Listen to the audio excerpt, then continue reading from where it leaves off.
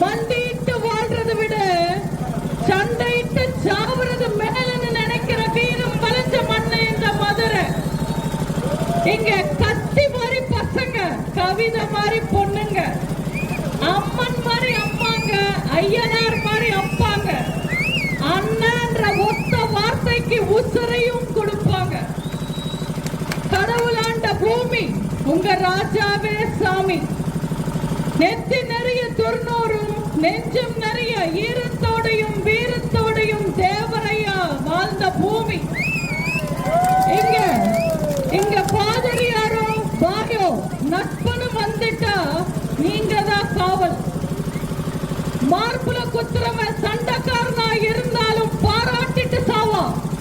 அதே முதுகுல குத்துறவன் ஜாதிக்காரனா இருந்தாலும் மன்னிக்க மாட்டான். பாசமும் ரோசமும் கோபமும் அன்பும் பண்பும் இருக்கிற மக்கள் இந்த மதுரை மக்கள். இந்த மண்ணுல நின்றுகிட்டு இந்த மக்கள் மத்தியில பேசுறது எப்பவுமே ஒரு மகிழ்ச்சி தான். பொதுவா டாக்டர்னா இரவு பகல் பார்க்காம நேரம் சமயம் பார்க்காம மக்கள் சேவை செய்யறவங்க. நம்ம டாக்டரும் எம்பிஐ டெல்லி போனாலும் நேரம் காலம் பார்க்காம எல்லா சமயமும் உங்களுக்காக சேவை செய்வாருன்றது உறுதி.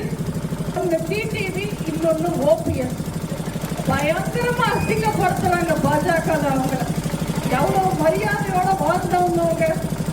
அவரு ரெட்டையும் முடக்கிடுவோம், அதிமுகவை கையில எடுத்துடுவோம் பேசுறாங்க. கோர்ட்டே சொல்லிட்டாங்க இபிஎஸ் கையில தான் கட்சி இருக்கு, அதிமுக இருக்கு, ரெட்டால இருக்கு, அவங்களுக்கு தான் முழுமையான உரிமை இருக்கு, வேற யாரும் உரிமை கேட்க முடியாதுன்னு கோர்ட் சொல்லிட்டாங்க. அதனால பக்கெட் சின்னம் கேட்டு போயிருக்காரு. யாரோ ஜோசியர் சொல்லியிருப்பாரு நீங்க பக்கெட் சின்னத்துல நின்னா ஓட்டெல்லாம் பாரி எடுத்துடலான்னு. அதனால பக்கெட் சின்னம் கேட்கிறாங்க. நீங்களே யோசிச்சு பாருங்க, இவங்க எல்லாம் மக்களுக்காக கூட்டணி சேர்ந்திருக்காங்களா?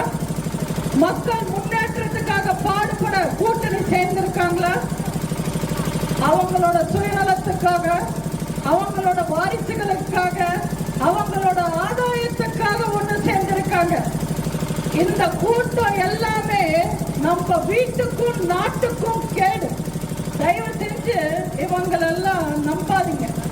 என்ன பொறுத்த வரைக்கும் திமுகக்கும் பாஜகக்கும் பெரிய வித்தியாசம் எல்லாம் கிடையாது. திமுக பயங்கரமா பொய் சொல்லும், பாஜக சொல்ற பொய்ய பயங்கரமா சொல்லும். திமுக திராவிட மாடலை ஏமாத்தும், பாஜக இந்திய மாடலை ஏமாத்தும். திமுக கடவுளை திட்டிக்கிட்டே சாமி கும்பிடும், பாஜக கடவுளை திட்டுற அளவுக்கு சாமி கும்பிடும். ஸ்டாலின் மகனை பத்தி மட்டுமே யோசிப்பாரு, மோடி மதத்தை பத்தி மட்டுமே யோசிப்பாரு. ஸ்டாலின் டெய்லி விக்கு வைப்பாரு, மோடி ஒரு நாள் நாட்டையே விக்கு வைப்பாரு.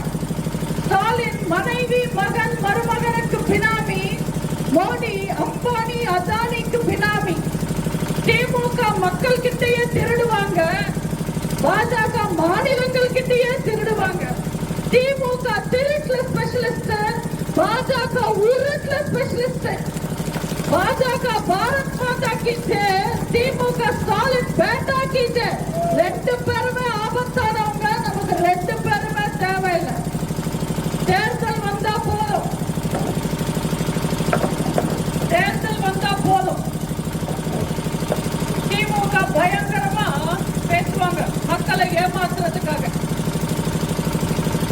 இஷ்டத்துக்கு தேர்தல் அறிக்கை எல்லாம் தருவாங்க.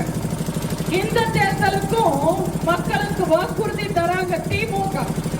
திமுக சொல்றாங்க இந்த எலெக்ஷன்ல திமுக ஜெயிச்சா சிலிண்டர் 500 ரூபாய்க்கே தருவாங்களாம், பெட்ரோல் 75க்கே தருவாங்களாம், டீசல் 65க்கே தருவாங்களா?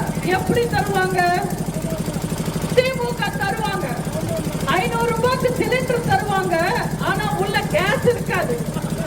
75க்கு பெட்ரோல் தருவாங்க, ஆனா 1/2 லிட்டர் தருவாங்க, பாதிதான் ஊற்றுவாங்க. 65க்கு டீசல் தரேன்னு சொல்லுவாங்க, தருவாங்க, ஆனா தகுதியான டிரைவர்ஸ்க்கு மட்டுமே தருவோம்னு சொல்லுவாங்க. யாருப்பா தகுதியான டிரைவர்ஸ் கேட்டா கண் பார்வை இல்லாதவங்கன்னு சொல்லுவாங்க. திமுக தேர்தல் சமயத்துல மக்களை ஏமாத்துறதுக்கு என்ன வேணுமானாலும் பேசுவாங்க. திமுக ஒரு மாதிரி பேசுவாங்க, தேர்தலுக்கு பின்னாடி திமுக ஒரு மாதிரி பேசுவாங்க. தேர்தல் சமயத்துல திமுக ஓட்டு பத்தி மட்டுமே கவலைப்படுவாங்க.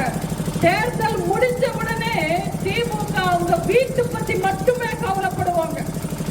தயவு செஞ்சு அவங்கள நம்பாதீங்க. அவங்க எப்பவுமே சொல்றது ஒண்ணு, செய்யறது ஒண்ணு. இப்பெல்லாம் உதயநிதி மட்டும்தான் பிரச்சாரத்துக்கு வராரு. ஸ்டாலினால எல்லா பக்கமும் வர முடியாது, அவருக்கு உடம்பு முடியல. அவர் அப்படியே மெயின் ரோட்ல வந்து போயிடுவாரு. உதயநிதி வருவாரு, 1000 ரூபாய் தரேன்னு சொல்லிட்டு தேர்தல் முடிஞ்ச உடனே தகுதியானவங்களுக்கு மட்டும் 1000 ரூபாய் தரோன்னு சொல்றாங்க. அடுத்தவன் பொண்டாட்டிக்கு தகுதி இருக்கா இல்லையான்னு சொல்றதுக்கு ஸ்டாலின் யாரு? அத்தனை பெண்களுக்கும் தர வேண்டியது தானே அவங்க அப்பா வீட்டு காசா?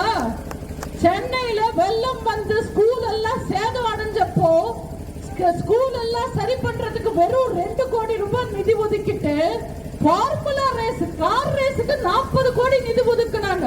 அவங்க அப்பா வீட்டு காசா? ராணுவத்துல செத்தவனுக்கு வெறும் 3 லட்சம், கள்ளச்சாராயம் குடிச்சு செத்தவனுக்கு 10 லட்சம் தராங்க. அவங்க அப்பா வீட்டு காசா? நீட்ட ஒரே கையெழுத்துல ஒழிப்போன்னு சொல்லிட்டு ஒரு ஆணியும் புடுங்க முடியாம இன்னைக்கு 50 லட்சம் கையெழுத்து வாங்க ஊர் ஊரா அரசாங்க பணத்தை செலவு பண்ணிட்டு போறாரு உதயநிதி. இதெல்லாம் அவங்க அப்பா வீட்டு காசா? இன்னைக்கு இபி பில் எல்லாம் ஏத்திட்டாங்க, கரண்ட் எல்லாம் ஏறிடுச்சு.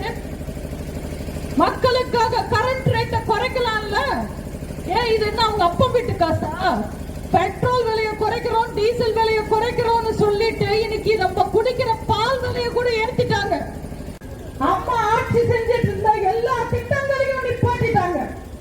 அம்மா உணவகத்துல இன்னைக்கு சாப்பாடு கிடையாது, பெண்களுக்கு தாலிக்கு தங்கம் கிடையாது, மாணவர்களுக்கு மடிக்கணினி கிடையாது, பென்ஷன் ஒழுங்கா வர்றது கிடையாது. என்ன செஞ்சாங்க திருட்டு திமுக 3 வருஷம் ஆட்சி காலத்துல? நீங்க யோசிச்சு பாத்தீங்களா? ஆனா உதயநிதி மட்டும் வீரம் மாதிரி பேசுறாரு, பழிய தூக்கி மத்திய அரசாங்கம் மேல போடுறாரு. நாங்க மக்களுக்கு நல்லது பண்ணணும்னு நினைக்கிறோம், ஆனா மத்திய அரசாங்கம் நிதி கொடுக்கல. நாங்க பணம் கேட்டா மத்திய அரசாங்கம் கொடுக்க வேண்டியது தானே, அதெல்லாம் அவங்க அப்பா வீட்டு காசான்னு கேட்கிறாரு. உங்களை ஏமாத்துறதுக்காக